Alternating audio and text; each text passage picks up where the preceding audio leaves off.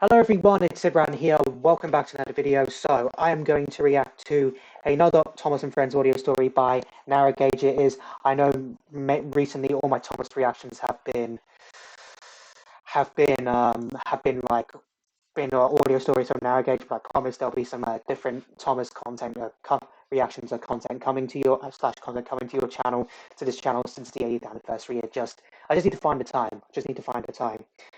So this one was uploaded last week. It was, and this one is called James the Loaned Engine.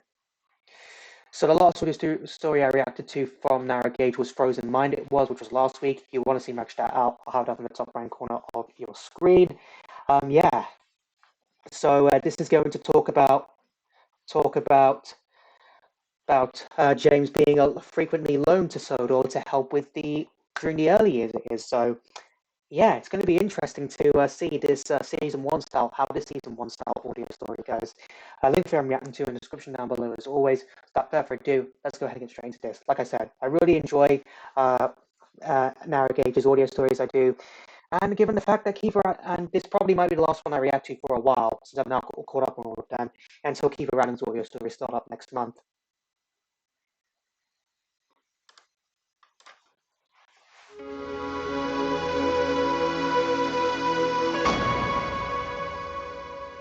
I don't know why I'm so itchy.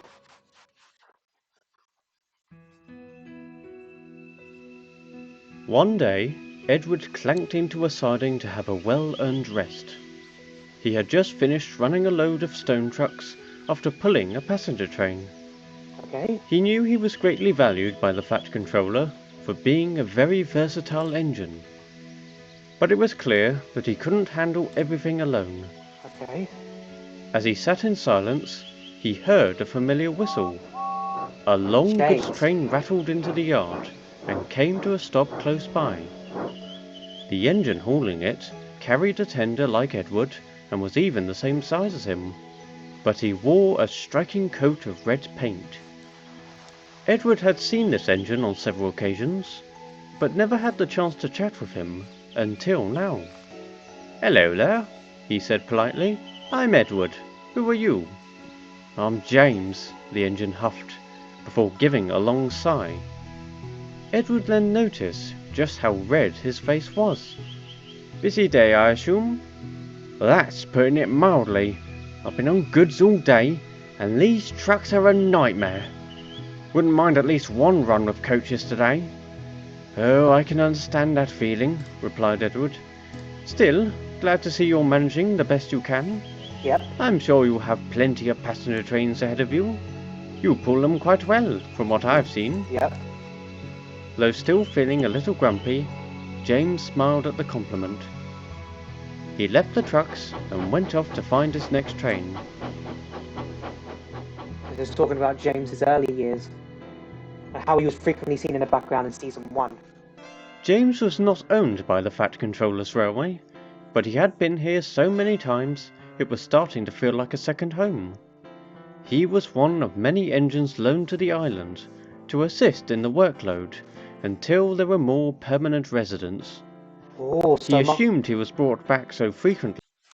So James was among all the engines like 98462, 87546, Alec Greedy, so on, who were loaned to the railway to help out during its early years. So, yeah, that's actually quite interesting. I think NWR 1991 made Molly one of his loaned engines in his series right there. So that's also good.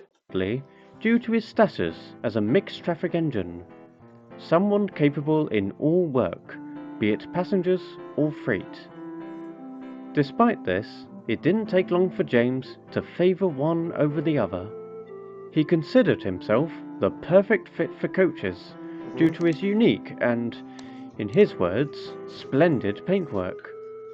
Something that didn't belong with filthy trucks. Recently, though, pulling passengers seemed like a rarity, and James was having a hard time seeing his boiler and brass dome being smudged in dirt and dust.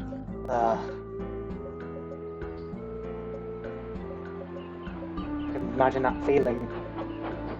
A few days later, James snorted into the yards at the other end of the line. He had to collect a heavy train of coal trucks and bring it to the next station. The trucks themselves knew they were getting on James's nerves, and had no interest in changing that. "You know what?" wheezed one of the older trucks. "I've seen many things in my time, but I never once imagined laying eyes on a big hulking tomato with wheels." The whole train howled with laughter. "Shut up!" burst out James as he slammed into it. "Careful now," giggled another truck. "Gotta watch that fiery red temper of his." The journey hadn't even started, and already James was desperate to end it. Thing about trucks, though, is that sometimes they love to go beyond limits. Yep. When it was finally time to go, James found he couldn't get very far. He felt a great strain, and a loud squeak echoed along the train.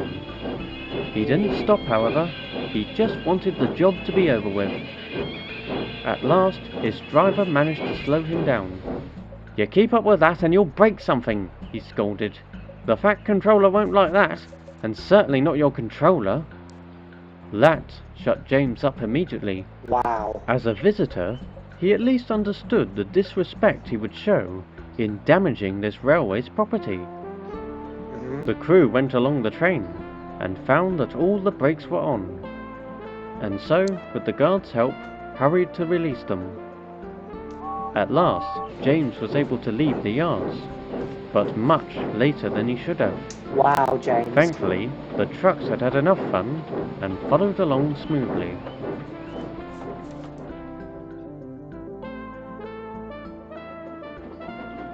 Now on the main line, James was more sad than cross. If he couldn't handle the worst of the trucks, it was well beyond unlikely he would be trusted with coaches, and if that was the case, what good would he be on any... I really do like that instead of James just being completely self-centered, he is slightly self-centered here, but deep down he is a hard worker. He just wants to try and prove himself, but he knows that his temper and self-centeredness can sometimes hold him back. railway. Suddenly, he saw something strange ahead. On the line next to him sat a passenger train, and a very miserable green engine at the front. It's Henry! He recognized him as Henry, someone he knew tended to be very ill. "Same as usual, Henry?" he asked as he stopped alongside. "Yes," coughed Henry. "I was perfectly fine earlier too."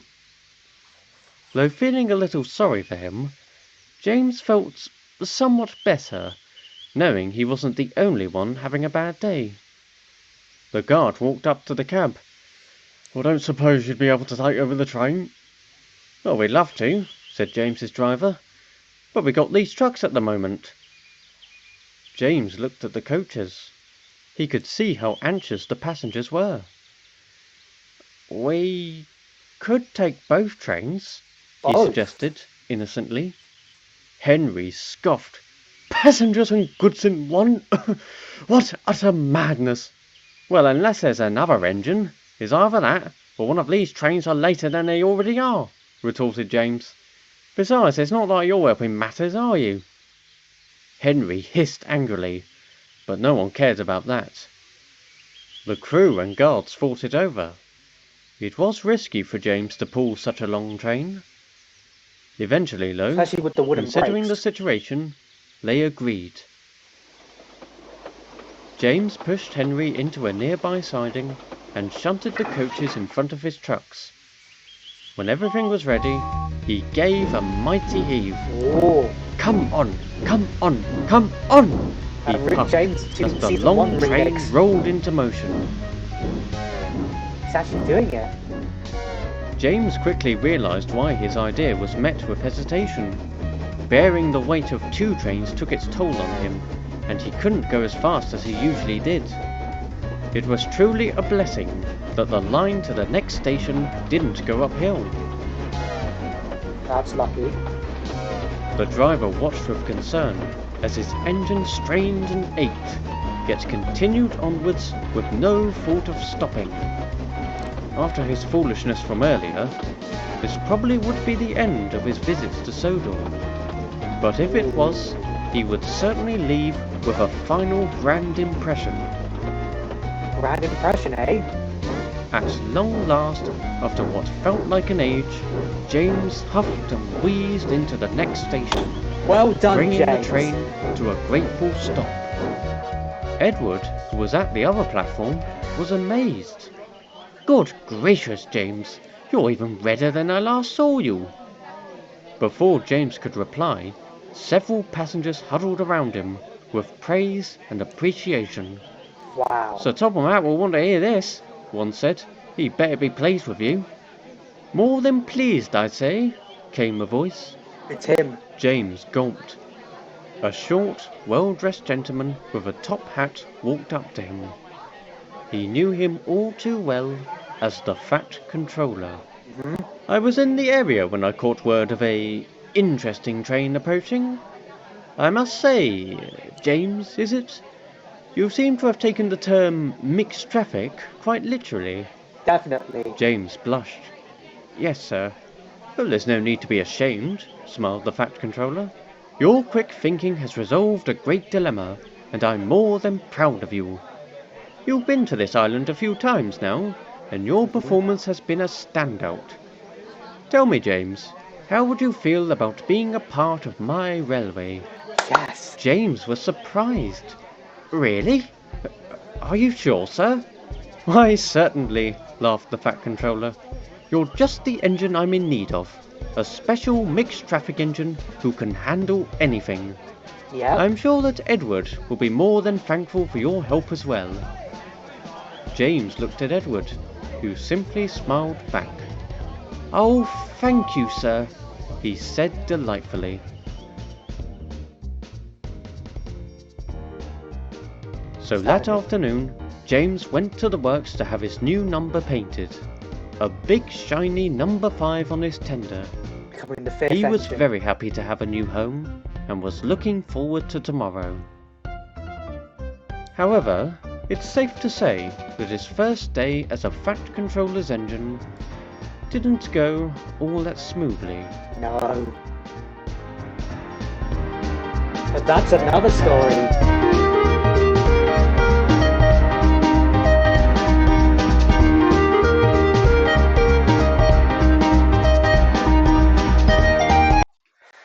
Wow, I really do like the fact that James was actually a lone engine. It probably explains his cameo appearance from season 1. I would have him though in his railway series livery to make it more make sure it fits more in the railway series timeline. Excuse me, but it still works nonetheless. So I like the fact that James's first day was actually in Thomas and the Breakdown Train was actually his first day as a member of as a Northwestern engine. So obviously he had been to Sodor and obviously had been loaned quite a few times and assist with the work to assist with the railway's work. So yeah, I really, really, really do like that. In fact, what is your headcanon on James? I really want to know what your headcanon on James is. Let me know in the comments down below of how he ended up as a Northwestern engine. I would love to hear some of your headcanons. I love reading your headcanons, I do. So, yeah, I actually think this story will work well for my headcanon for when I eventually create my own Thomas and Friends timeline, I do. So yeah, really glad that the story came out to be. Glad I got round to reacting to it. You do want to see in my previous Thomas reaction, whether it's an audio story or trains adaptation, I'll have a playlist up at the top right corner of your screen right now.